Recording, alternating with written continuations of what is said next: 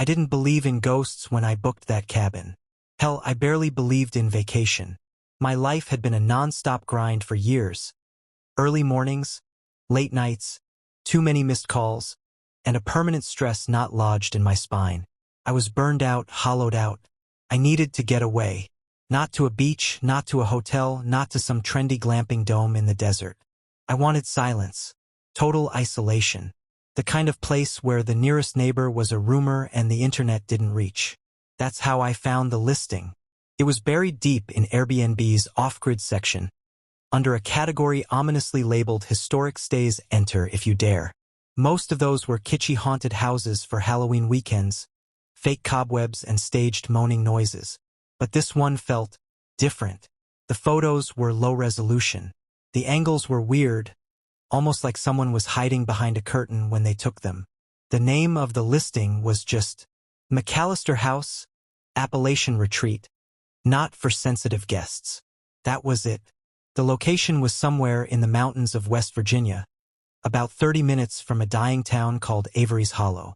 There were no reviews, no star ratings, and no photo of the host. Just a short bio. Old property. Family-owned. Not suitable for children. Not suitable for pets.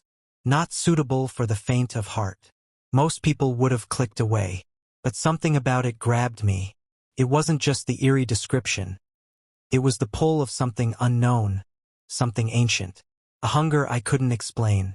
I was exhausted, and for some reason I thought maybe this place would cure that. Strip everything away and leave me with silence. I booked 2 nights. 1 guest. No refund. I didn't tell anyone where I was going. Not because I was trying to disappear, but because I didn't want anyone talking me out of it. The directions the host emailed me were unsettling. Do not use GPS. Cell signal is unreliable past Briar Road. After you cross the broken bridge, drive exactly 2.3 miles. You will see a wooden marker with a goat carved into it. Turn left. Do not stop for anyone on the road. Do not get out of your vehicle until you reach the porch. I laughed when I first read it. Atmosphere, I told myself. The host was probably a failed novelist or horror junkie who leaned into the legend to rent a rundown cabin. I didn't expect anything supernatural. At most, I expected mold, spiders, and maybe a raccoon with rabies. I packed light, just a backpack, flashlight, a moleskine notebook, and a beat-up copy of The Shining, which in retrospect was a sick joke. I left Friday morning early and made it through the cities quickly. By noon I was already deep in West Virginia. And by 2 p.m. I had lost signal. The last 45 minutes of the drive were a nightmare. The roads narrowed until they were barely a single lane, bordered by endless trees that towered like walls. No street signs. No houses. Just woods, fog, and the sound of gravel under my tires. Then I hit the bridge. It was exactly as described, broken. Wooden planks warped and cracked, one side sagging into the river below. A faded sign hung at the edge. Enter at own risk. I should have turned around. But I didn't. Something in me felt like I'd already crossed a line the moment I clicked book now. I drove over the bridge, holding my breath, heart pounding at every creak of the wood. Once on the other side, I reset my trip meter and drove exactly 2.3 miles. Just like the email said. Sure enough, I spotted the marker. A wooden post with a goat's head carved crudely into it. The eyes had been burned black. I turned left. The driveway was long and winding, choked with weeds and branches that scraped against my windows like claws. It didn't feel like a road. It felt like a tunnel. Finally, the trees opened, and there it was. The McAllister house. The photos hadn't done it justice. It was old, yes, but not in the charming vintage way. This place was wrong. The architecture was a mix of Victorian and Gothic, with a sharply pitched roof and shuttered windows that looked like closed eyes. The entire structure leaned slightly to one side, as if the earth was trying to swallow it. The paint was peeled to bone. The porch sagged. But the most disturbing part? The front door. Bright red. Freshly painted. The only thing that looked new. The air was too still. No birds. No bugs. Just silence, thick and unnatural. It felt like the moment before something terrible happens, when the world holds its breath. Parked. Sat there for a moment, staring at the house. Then I heard it. A knock. From inside the house. 3 slow, deliberate knocks. Even though no one was inside. No one could be inside. I told myself it was old pipes, or a shutter swinging. I grabbed my bag, stepped out, and walked up the steps. Every board groaned like it hadn't been stepped on in years. The porch was littered with dead leaves and strange symbols scratched faintly into the wood. I put my hand on the doorknob. It was warm. I turned it and stepped inside. The smell hit me first. A mix of mildew, dust, and something metallic, like old blood. The air was heavy, not just humid, but dense, like I had walked into a sealed room that hadn't breathed in decades. The layout was typical. A long hallway with rooms on either side, a staircase at the end. A narrow mirror hung near the front door. The frame was cracked and flaked, but the glass was spotless. Too spotless. I caught my reflection, and for a second, I thought someone was standing behind me. I turned. Nothing. Just an empty hall and a grandfather clock ticking faintly in the corner, though I never saw what time it displayed. I found the note on the entry table, handwritten in delicate cursive. Welcome. Please treat the house with respect. Do not enter the basement. Mirrors are not to be covered. Do not move the rocking chair. Sleep with your door closed. No signature. Just that. I reread it 3 times, then flipped it over, half expecting to find a, just kidding, but there was nothing. The living room was draped in lace and dust. The couch looked like it hadn't been sat on since the 50s. There were family portraits on the wall, but the faces were scratched out. Every single one. Even the baby. The kitchen was worse. Rusted appliances. A rotted wood floor near the sink. The fridge was plugged in and somehow still running. Inside were 2 things. A single jar of jam and a bottle of milk. No labels. I didn't touch them. The dining room had a long table with 6 chairs, though the listing said it was a cabin for 1. One chair was pulled back, slightly crooked, like someone had just gotten up. There was dust on all the seats except that one. The bedroom was upstairs, small but clean, almost too clean. White sheets tucked tight, a wardrobe that creaked when I opened it, and another mirror hanging directly opposite the bed. No television. No outlets. I set my bag down and sat on the edge of the mattress. That's when I noticed it. The room was cold, much colder than the rest of the house. I assumed it was insulation or lack thereof, but the temperature difference was sharp. My skin prickled. Then I saw the etching on the wall behind the bed. Light scratches in the wood paneling, barely visible, but once you saw them, you couldn't unsee them. She sleeps behind the glass. That night I didn't sleep. Not really. I lay in bed with the covers up to my chin, eyes fixed on the mirror. I didn't turn off the light. I didn't even blink for long. At some point around 2 a.m., I heard the floorboards creak. Not in the house, in my room. I sat up slowly.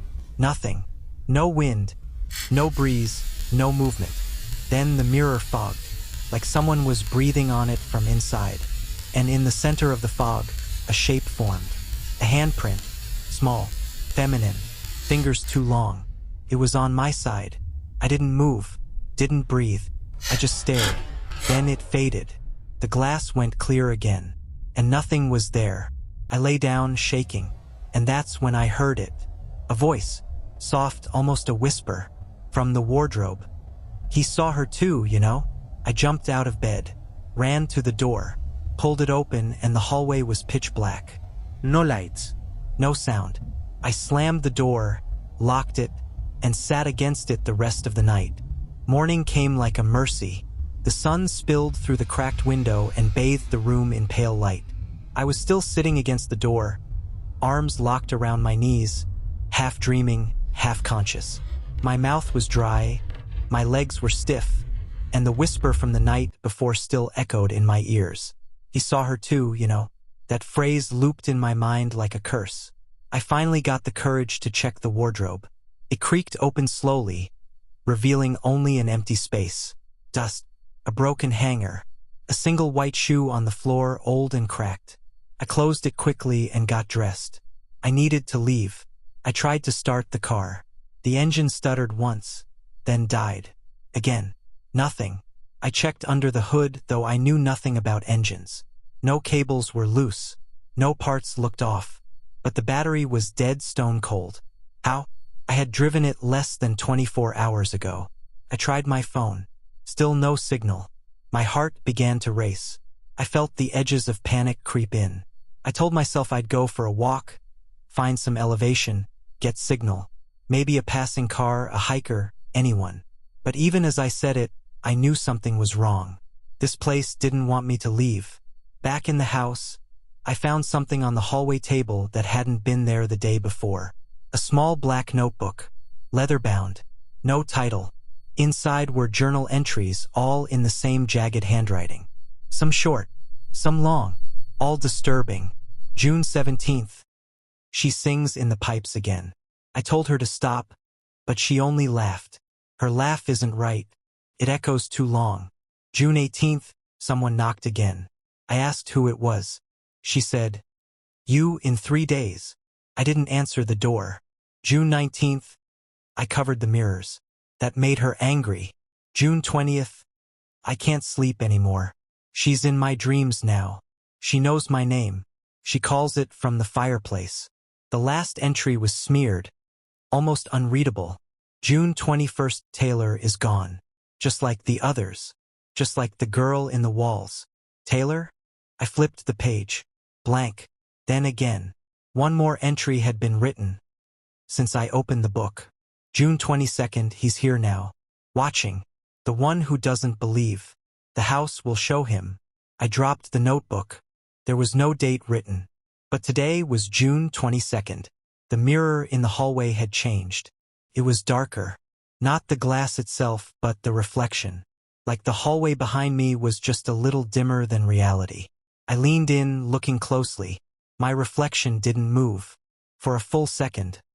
My face in the mirror stared at me while I leaned in, and it didn't mimic the movement. Then it smiled. I screamed, stumbled back, fell.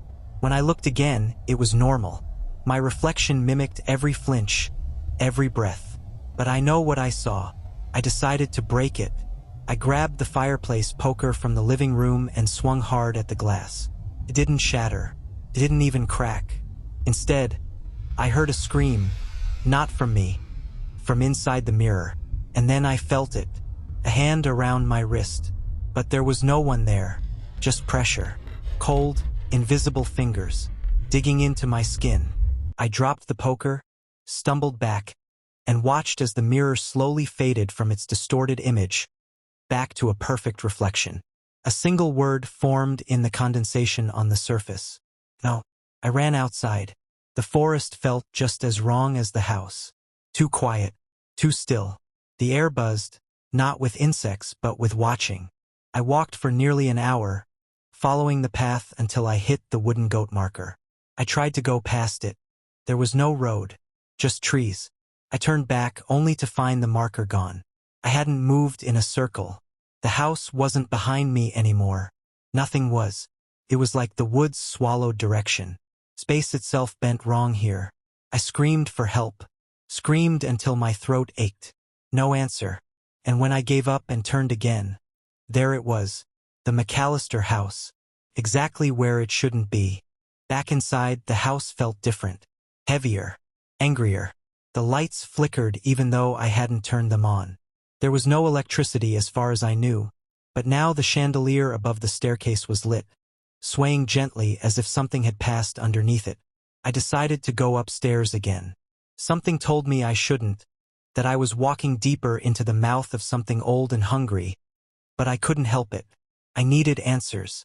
On the upstairs landing, I found a door that hadn't been opened before. It led to a room I hadn't seen in the listing. Inside was a child's bedroom. Small bed, pale blue wallpaper with clouds, toys scattered on the floor, wooden blocks, an old doll, and a rocking horse that faced the window. And a mirror, of course, always a mirror. But this one had something written on it in lipstick. I'm not allowed to talk to strangers. Underneath, a child's drawing was taped to the glass. Crayon on paper. It showed a stick figure girl with black hair, standing next to the red house. Beside her, drawn in a heavy black outline, was a tall, faceless figure. My stomach turned. I stepped closer to the mirror. The doll on the floor turned its head. I jumped back. It was small, Just a porcelain figure, maybe 8 inches tall, with a cracked cheek and a faded dress. But it moved. I know it did. Turned to face me. Then it smiled. Its mouth hadn't been open before. I left the room and slammed the door behind me. When I turned back toward the stairs, the hallway stretched. Not metaphorically, literally. What had been 10 feet was now 20, then 30. Doors appeared on either side. The walls elongated. It was like a bad dream where no matter how far you run, you never get anywhere. Then I heard it again. He saw her too, you know? Same voice, same tone. But this time it came from all directions. I ran. I made it back downstairs, gasping.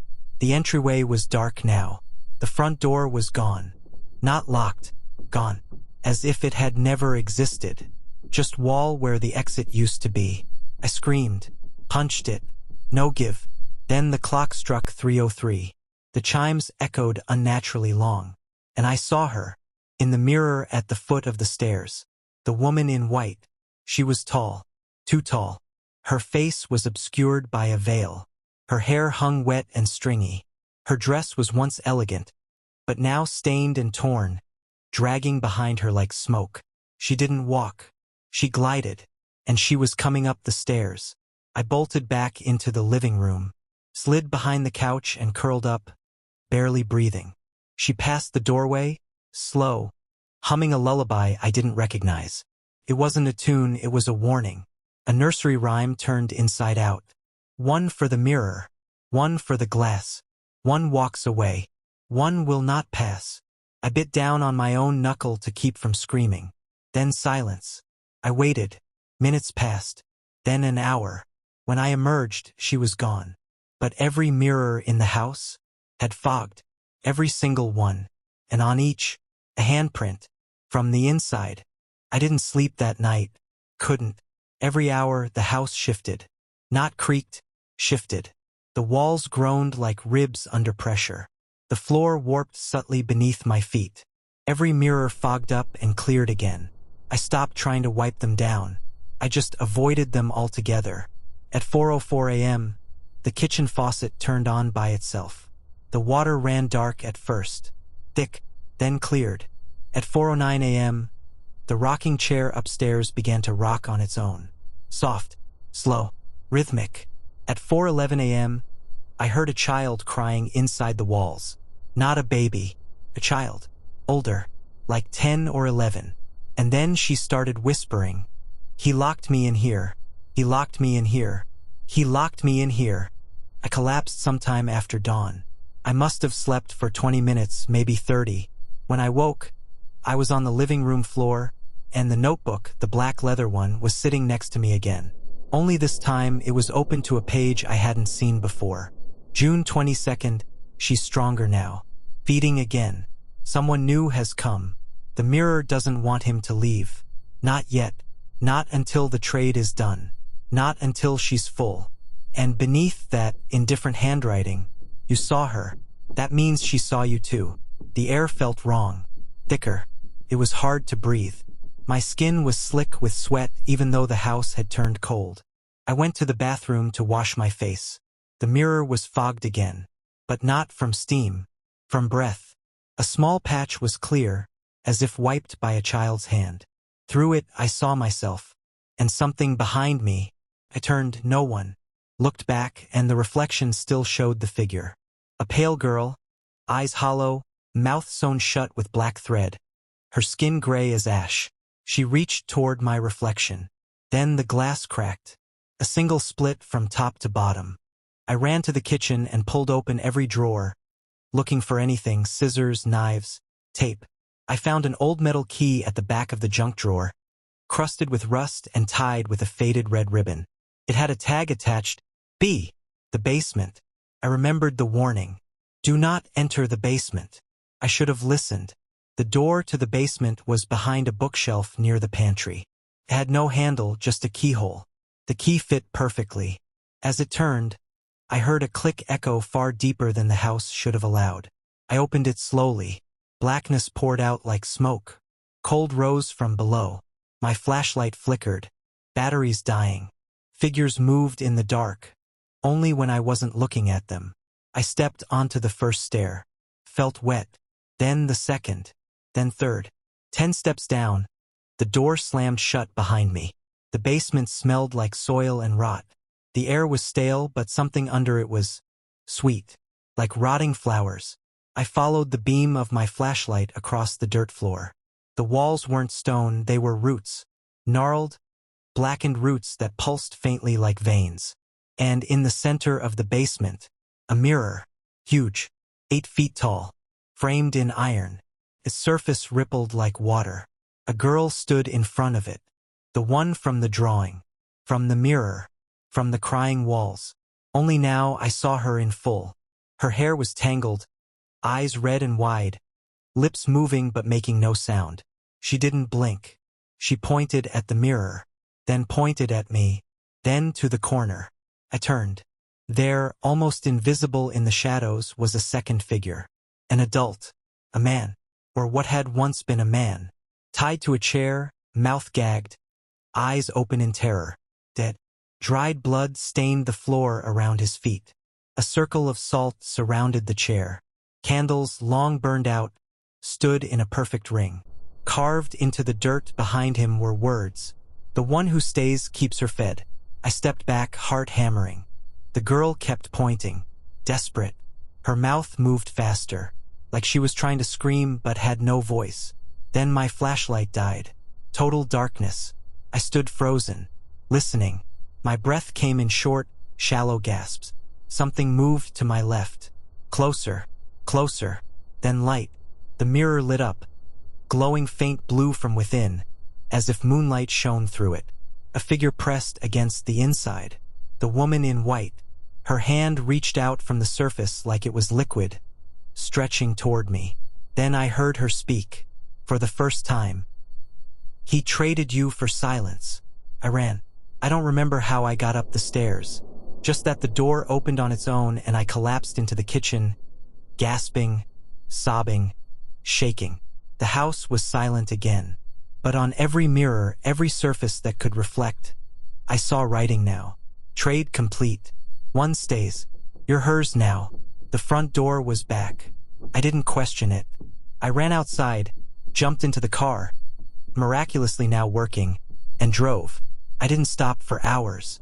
When I finally got signal, I called the police, told them everything. They found the house, eventually, only there was no basement, no dead man, no mirror, just an empty cabin.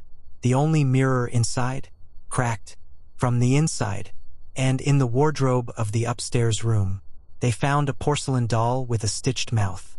Inside the doll was a human tooth. They didn't believe me.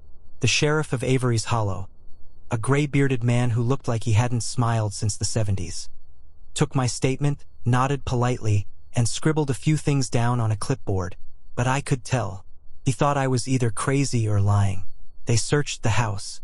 They found no mirror in the basement because, according to them, there was no basement. Just concrete flooring and a locked utility hatch with nothing underneath. They broke it open. Just dirt and roots. No dead man. No little girl's room. No ritual circle. They did, however, find the mirror in the upstairs hallway, split straight down the middle.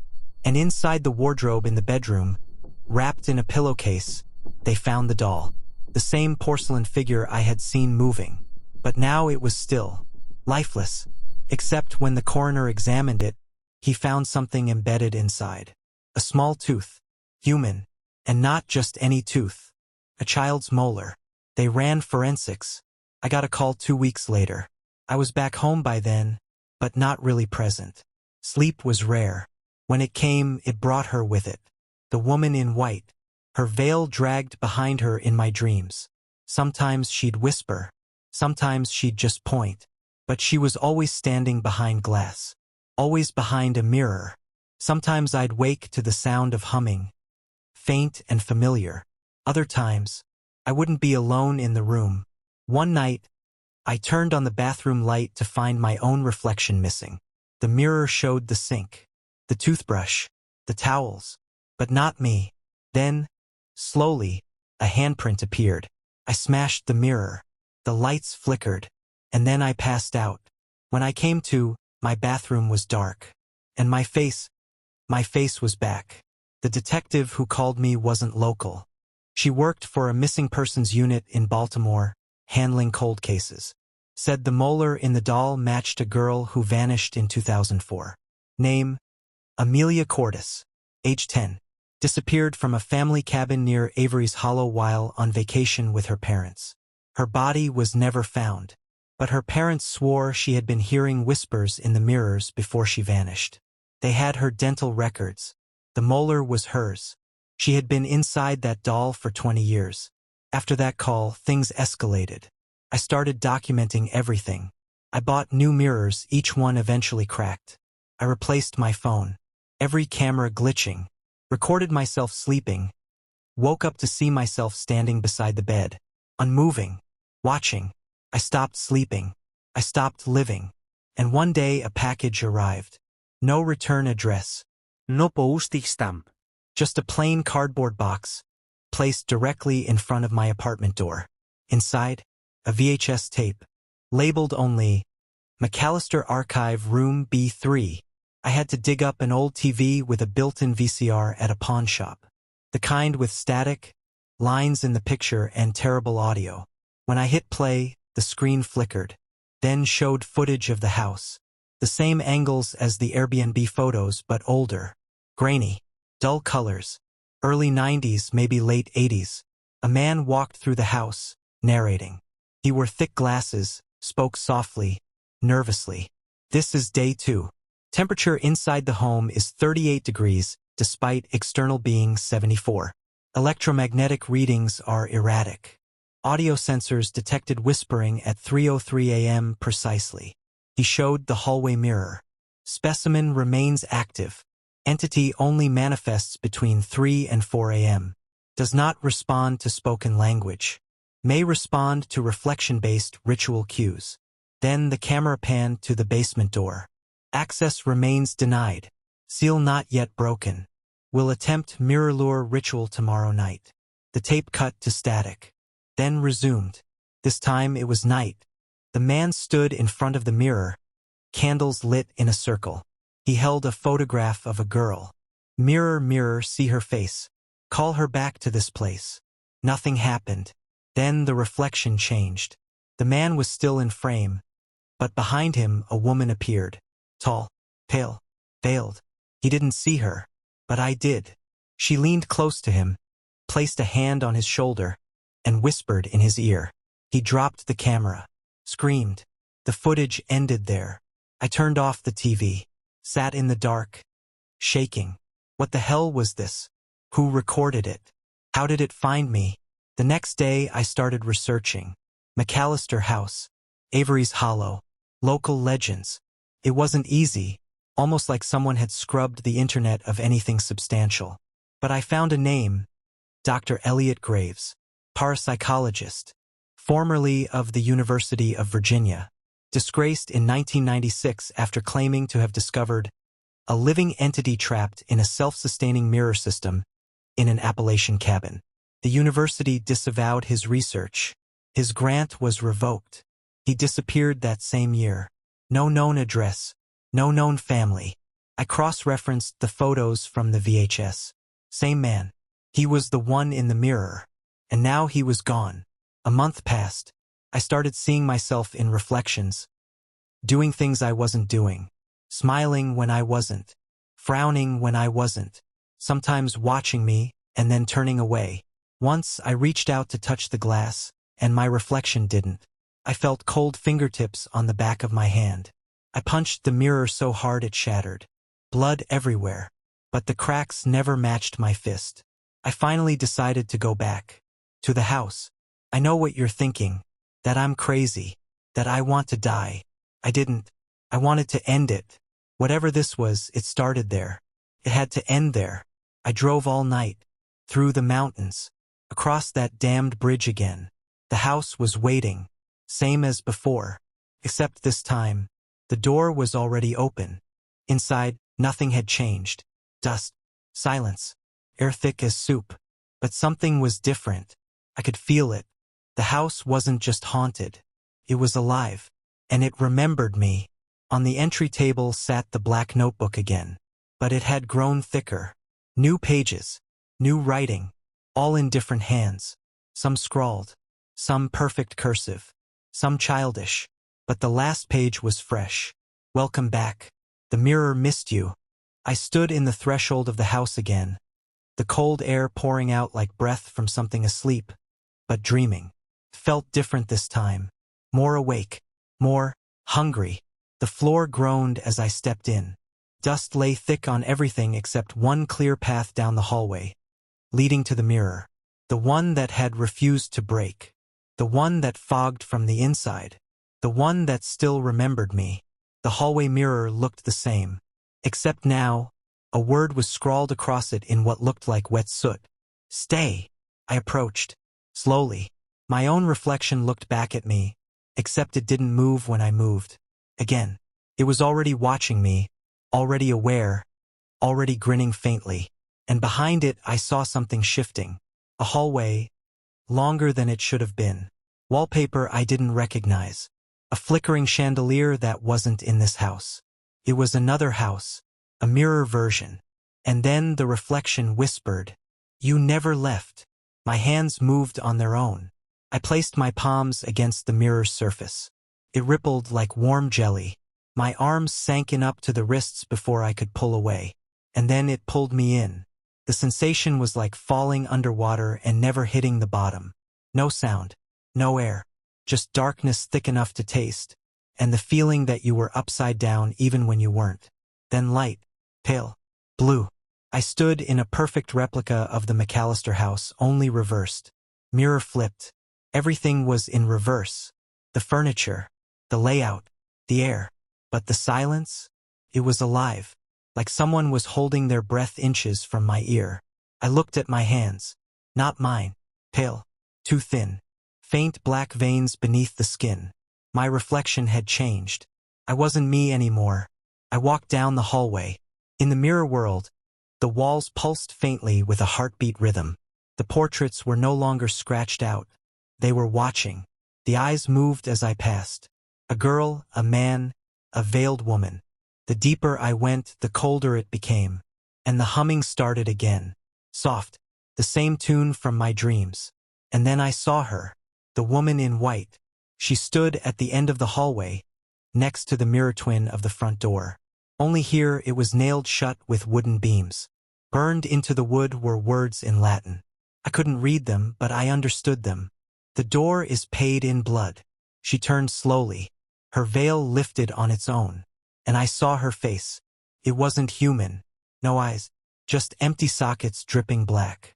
Her mouth hung wide, dislocated, filled with glass shards instead of teeth. Her skin was stretched tight, translucent, moving faintly as if something was writhing just beneath it. She didn't walk. She glided across the floor like mist. She reached out, and I ran. I turned into the dining room, only to find dozens of mirrors hanging from the ceiling, spinning slowly. Each showed a different version of me. Young, old, broken, bloody, screaming, laughing, dead. Then one of the mirrors shattered, and something stepped out of it. Not her, me, but not quite. Its eyes were hollow. Its grin was inhuman. It moved wrong, jerky, like frames missing in a video. It chased me down the hallway as more mirrors cracked and more versions of me emerged. All wrong. All empty. All hungry.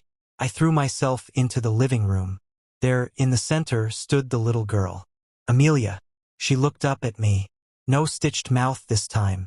Just eyes too tired for someone her age. "You can end it," she said.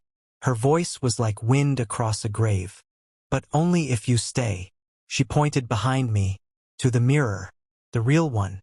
It stood in the fireplace now. Glowing blue. The only way out. Then the woman appeared again. She floated in from the walls, from the ceiling, from the cracks in the floor. And all the broken versions of me stopped. They turned toward her. They bowed. I understood then. She didn't feed on souls. She fed on reflections. On identity.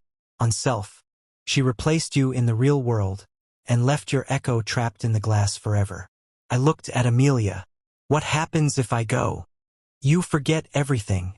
she said. She becomes you, and someone else gets invited. I stepped toward the mirror.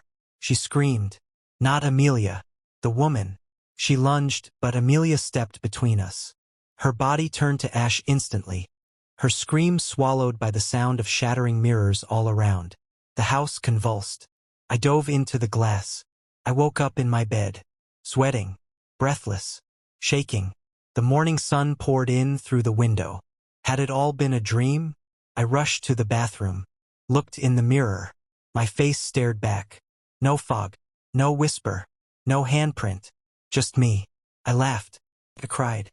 I stood there for 10 minutes straight. Then I turned away, and my reflection didn't. For a few days I believed I was free, back home, alive, untouched. The sky was blue, the grass still green. I could eat, I could sleep. I even laughed once, felt foreign. But I allowed myself to believe, until I looked in a store window, and saw myself watching me from the other side, expressionless. Still, I turned, there was no one behind me. But in the reflection, he smiled. I started noticing subtle things. I would put my phone on the counter, then find it under my bed. I'd wake up with my shoes on. My front door would be unlocked every morning. I chalked it up to stress, PTSD, my mind still sorting through trauma. But deep down I knew. She came back with me. I visited a therapist, told a fake version of the story. He said I was suffering from hallucination-induced anxiety caused by isolation and stress. He prescribed pills. They dulled the fear, but not the reality. Because one night, I caught my reflection blinking out of sync. And not just once, over and over, staring at me with her eyes behind mine. I stopped using mirrors. I taped over them, covered them, avoided any reflective surface. But reflections are everywhere. In my phone screen, in windows, in puddles, in someone else's glasses, and every single one stares back too long. One night, I found a note on my kitchen table, my handwriting, but I hadn't written it. Stop running. The mirror is home now. There was a small photograph taped below it. A girl, Amelia, smiling, standing on my porch. Yesterday's date written on the back. I snapped. I returned to Avery's Hollow. The town was even more deserted than before. The sheriff's office was boarded up. No locals. No tourists. Nothing. I drove to the McAllister property, but the house was gone. Nothing but a field of ash. No remains. No foundation. Just burned soil. And at the center, a mirror. Upright. Unbroken. I approached slowly. My reflection stepped forward. But it wasn't me. It was him. The version I saw escape the mirror world. The one that smiled wrong. He wore my clothes, had my scars, but not my eyes. I reached out. He reached back, then whispered, "Thank you for switching," and the mirror shattered. I woke up in darkness. No breath, no heartbeat, but I could move. The floor beneath me was cold. Familiar. Wooden planks. Dust. A single rocking chair. The mirror house. I screamed. No sound. I ran to the window. Outside, I saw me, the other me, walking down the street. Smiling. Living. I pounded on the glass. Cried. Raged. No one heard. That's when I saw Amelia. She was in the hallway again, holding the doll. Her mouth no longer stitched. She looked at me with hollow sadness. "She feeds on belief," she said. "You looked too long. You listened. That's how she got in." "Can I escape?" I begged. "No, but you can warn the next." She held out the black notebook. Same one from before. Only now the first page read, "I stayed at the most haunted Airbnb in America." And my name was below it, written in my hand. I'm writing this now from the other side. The reflection. This house doesn't change anymore. I walk the halls endlessly. The mirrors show places I can't go.